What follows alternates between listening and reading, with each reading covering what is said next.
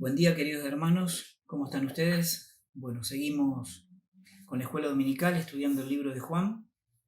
La semana pasada tuvimos dos testimonios de dos hermanos de nuestra iglesia, donde contaban, cómo Dios llegó a sus vidas y todo lo que hizo y está haciendo en ellos. La verdad que de mucha bendición. Queremos seguir estudiando este libro que es tan hermoso, que habla del relato de Juan, de todo lo que vivió con Jesús. Y lo que no tenemos que dejar de recordar es que el libro de Juan tiene un propósito. Fue escrito, como dijimos al principio del estudio, fue escrito, dice, para que los que lo lean, para que los que lo estudien, crean en el nombre del Señor Jesús. Estaba destinado prácticamente a los judíos. Los judíos en ese momento estaban esperando, ¿se acuerdan?, al Mesías. Y este libro fue escrito con ese propósito, para que ellos, y también obviamente nosotros, creamos que Jesús es el enviado, que Jesús es el Cristo, que Jesús es el Salvador del mundo y que vino a este mundo para morir por nosotros, tomar nuestro lugar y darnos vida. Y lo único que nos pide, dice que es para que creamos en Él.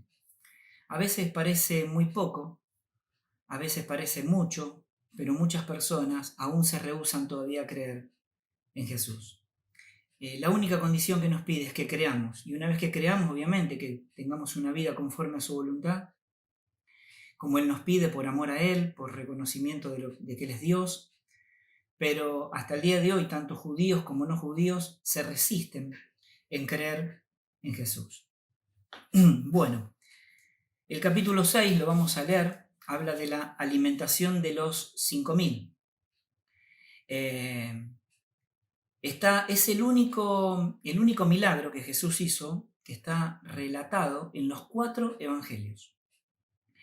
Obviamente por diferentes autores, Marcos, Lucas, Juan, Mateo, pero es el único milagro que está relatado en los 4 evangelios. Vamos a leerlo. Dice después, estamos hablando del capítulo 6, versículo 1 al 15. Después de esto, Jesús fue al otro lado del mar de Galilea, el de Tiberias, y le seguía una gran multitud, porque veían las señales que hacía en los enfermos. Entonces subió Jesús a un monte y se sentó allí con sus discípulos, y estaba cerca la Pascua, la fiesta de los judíos. Cuando alzó Jesús los ojos y vio que había venido a él una gran multitud, dijo a Felipe: ¿de dónde compraremos pan para que coman estos? Pero esto decía para probarle, porque él sabía lo que había de hacer. Versículo 7. Felipe le respondió: 200 denarios de pan no bastarían para que cada uno de ellos tomase un poco. Uno de sus discípulos, Andrés, hermano de Simón Pedro, le dijo: aquí está un muchacho que tiene 5 panes de cebada y 2 pececillos. Mas, ¿qué es esto para tantos? Entonces Jesús dijo: haced recostar la gente. Y había mucha hierba en aquel lugar, y se recostaron como el número de 5.000 varones.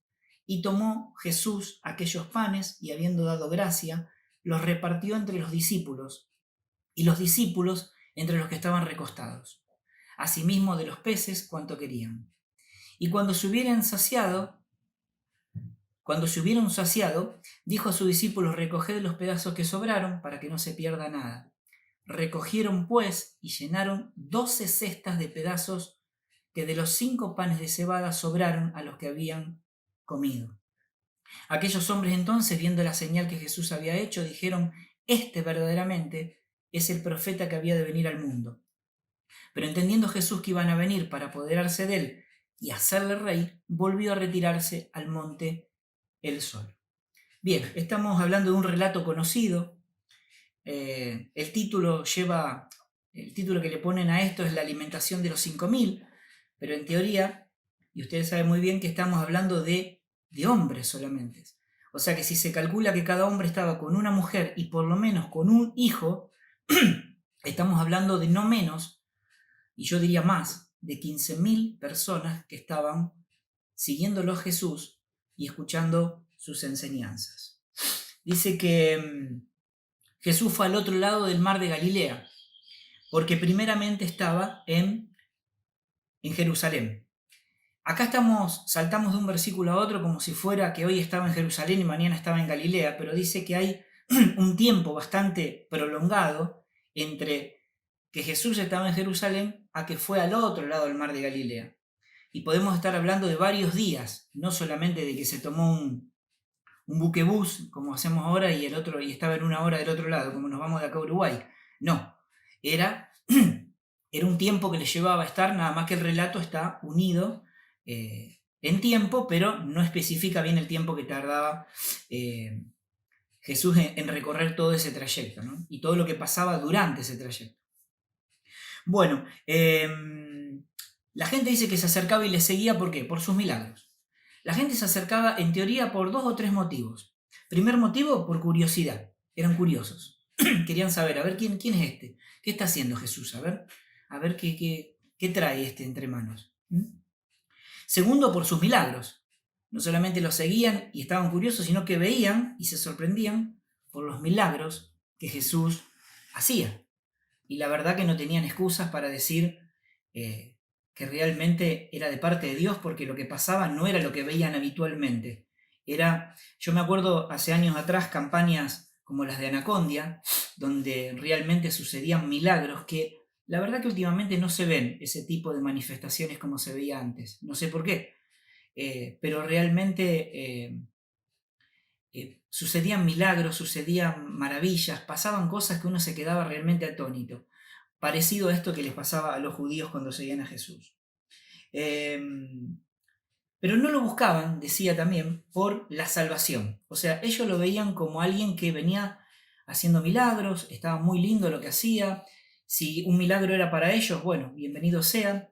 Pero no lo buscaban tanto por la salvación y no entendían tanto que el gran fin de todo esto era que ellos creyesen en Él como el Salvador de sus vidas, sino más bien veían lo que estaba delante de sus ojos. Algunos creían, otros tomaban el milagro, decían gracias y se iban.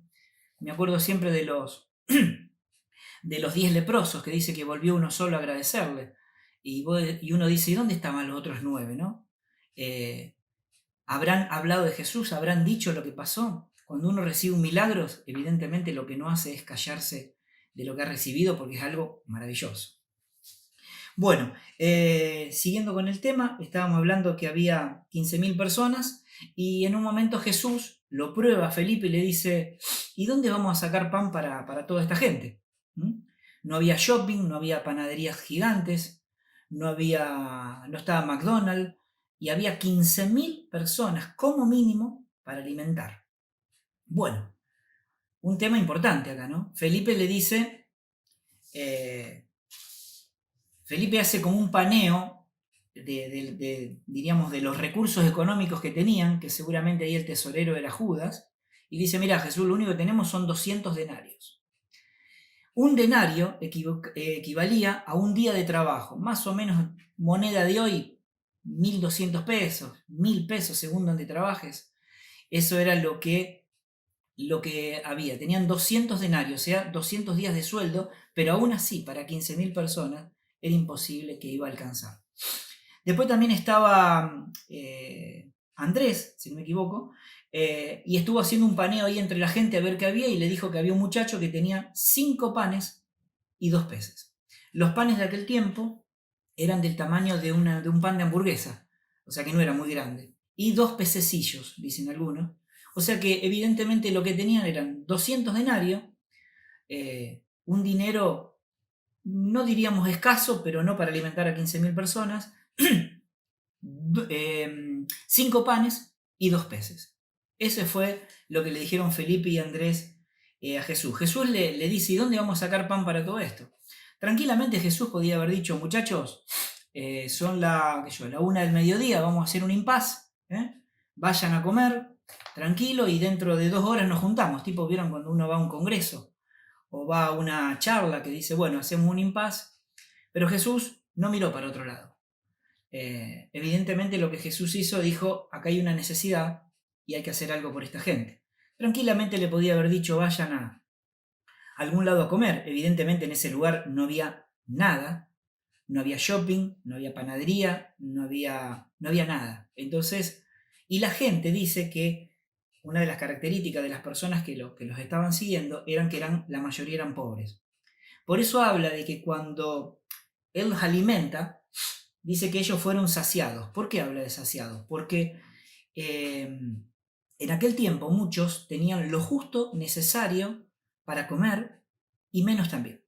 Entonces, saciarse es cuando vos te ponen un plato, cuando vos todos los días comés, qué sé yo, un platito de arroz así, y de pronto un día te invitan a comer pollo con arroz, ensalada, y vos comés todo y te saciás, te llenás hasta hastiarte. Bueno, dice que la gente se sació de comer, que no comió un poquito, no mordió algo, sino comió hasta saciarse y a pesar de eso sobró comida. Dice que en otro evangelio, en otro de los evangelios, los discípulos le dicen a Jesús, ¿por qué no despedimos a la gente? Como diciendo, como yo les hablaba, tomémonos un break y sigamos dentro de 2 horas y la gente no iba a tener donde comer. Jesús vio la necesidad y dijo no. Pero primero lo probó a Felipe. Felipe lo primero que miró no pensó en un milagro que Jesús podía hacer tranquilamente, porque poder le sobraba, y ya lo habían visto hacer milagros, sino primero lo que miró fue los recursos que tenía. ¿Está mal? No, no está mal. Muchas veces podemos mirar lo que tenemos, porque a veces con lo que tenemos podemos hacer algo, pero en este caso evidentemente no alcanzaba para suplir a 15.000 personas como mínimo de hambre.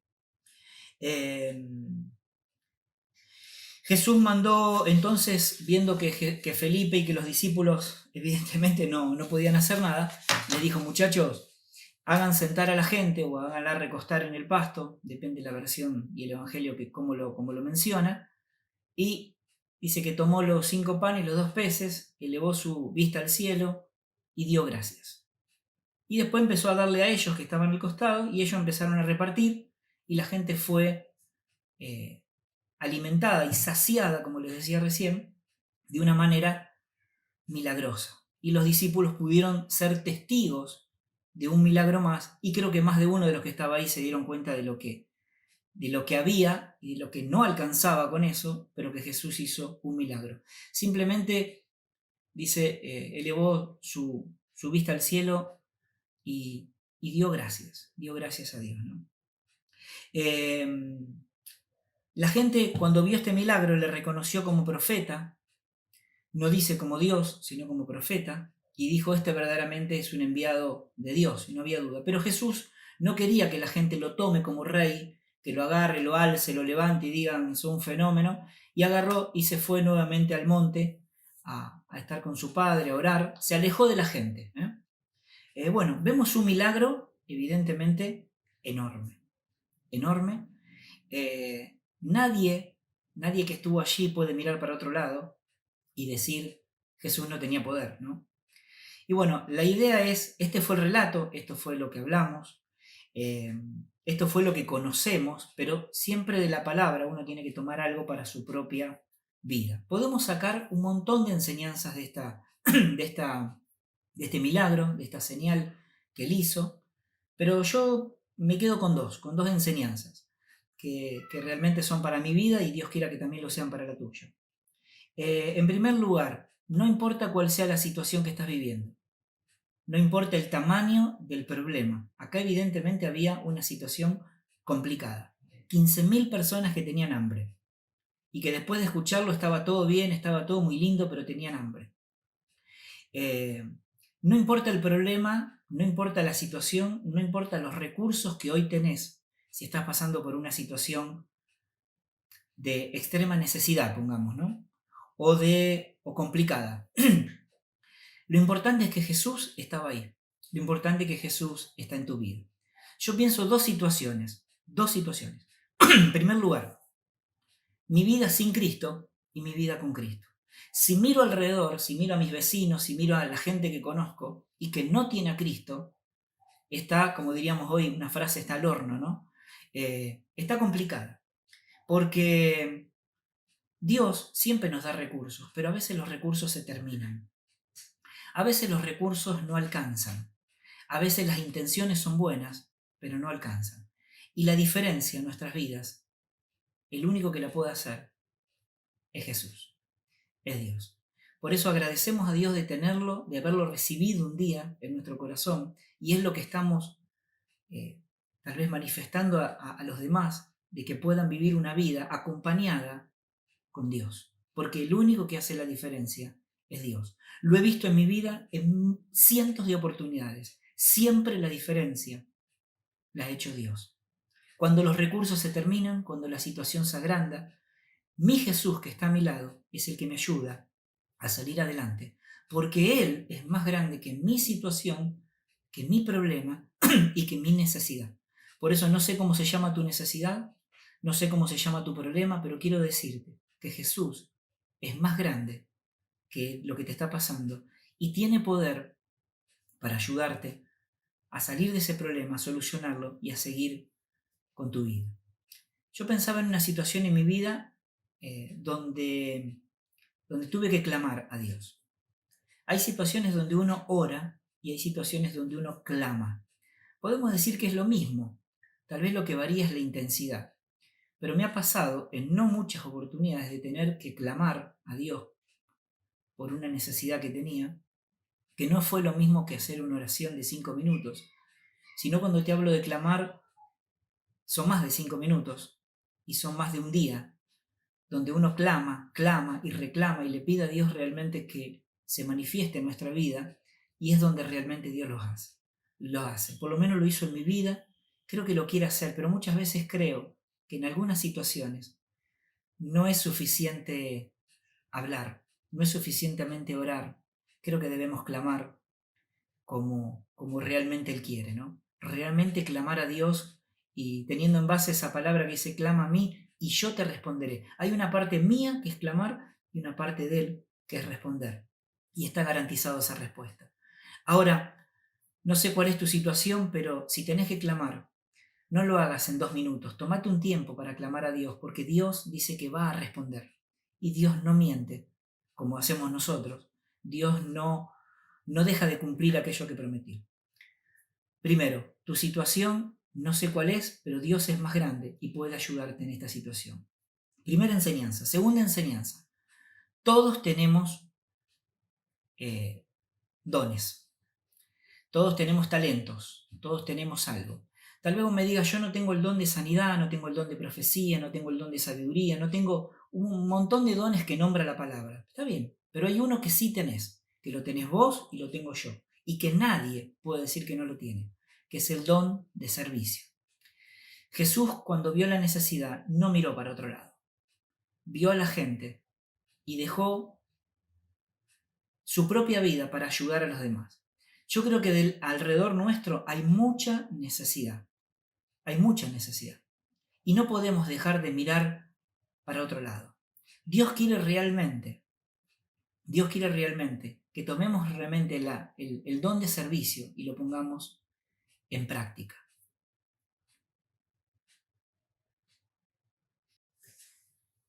Como les decía, todos tenemos el don de servicio. Ese don está para usarlo.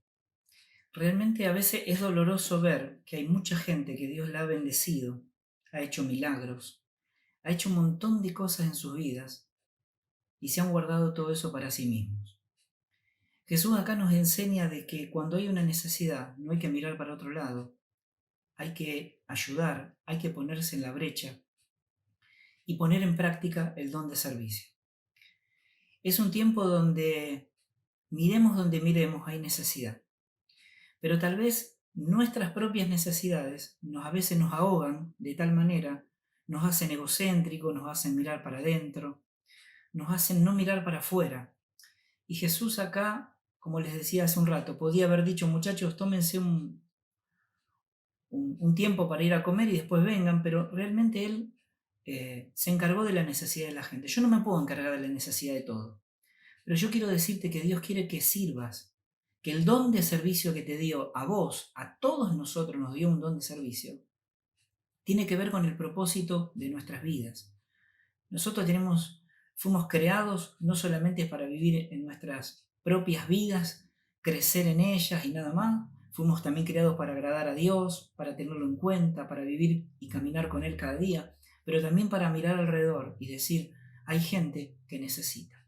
Por eso te voy a dar algo tal vez práctico. Pensé en una actividad práctica, ¿no? Pensá en 10 personas que están a tu alrededor, en tu entorno, y tal vez tengan necesidad. Pensá solamente ahora de esas 10 en 5 personas que tienen necesidad.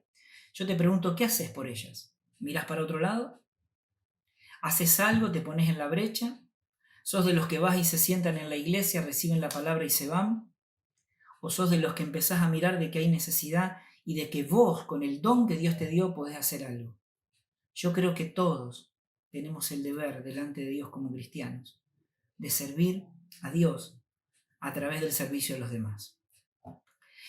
No hay excusa. Y Dios nos va a pedir cuenta de ese talento que nos dio. Nos va a pedir cuenta de ese don que nos dio. Y va a decir, ¿lo guardaste? ¿Lo guardaste ahí en el cofre? No, ¿o lo usaste? Usalo. Yo quiero decirte que hay que usarlo. Acá había una necesidad tremenda. Los discípulos aprendieron una lección tremenda de parte de Dios. Tremenda. Y nosotros no podemos dejar también de aprender, mirando este relato, todo lo que Dios quiere hacer a través de nuestras vidas. Como digo, yo no le vamos a cambiar la vida a nadie, pero yo tengo que saber qué es lo que puedo hacer por otro. Por eso, si vos todavía estás en ese tiempo donde decís, no sé qué hacer para Dios, es porque creo que realmente falta comunión con Dios.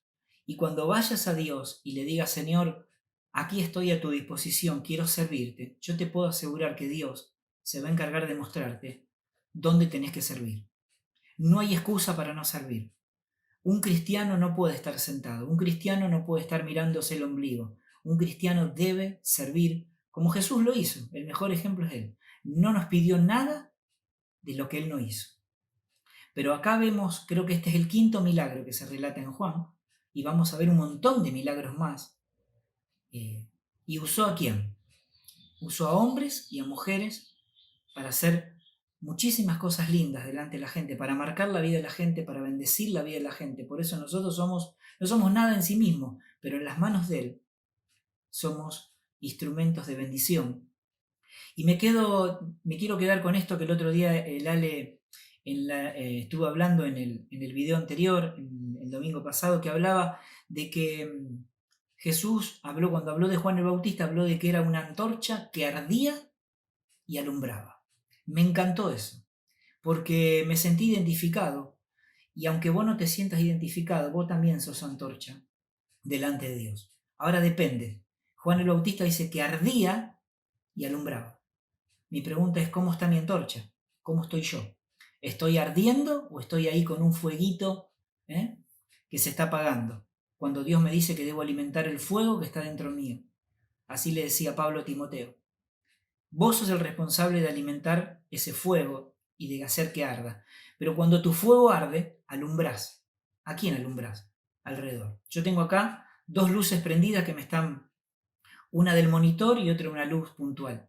Si yo apagara estas luces, si yo hiciera, por ejemplo, mira así, apagar esta luz y apagara esta, estaría oscuro.